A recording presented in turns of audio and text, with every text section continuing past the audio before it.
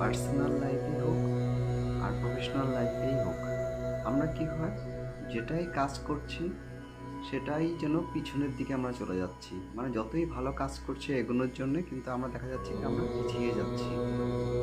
তো এরকম হওয়াতে কি হয়, একটা সময় গিয়ে আমাদের মাইন্ডটা একদম নেগেটিভিটিতে ভরে যায়। কিন্তু তখন আমরা নেগেটিভিটি না চিন্তা করে, নেগেটিভ দিকে না গিয়ে আমরা পজিটিভ কিছু ভাবা উচিত।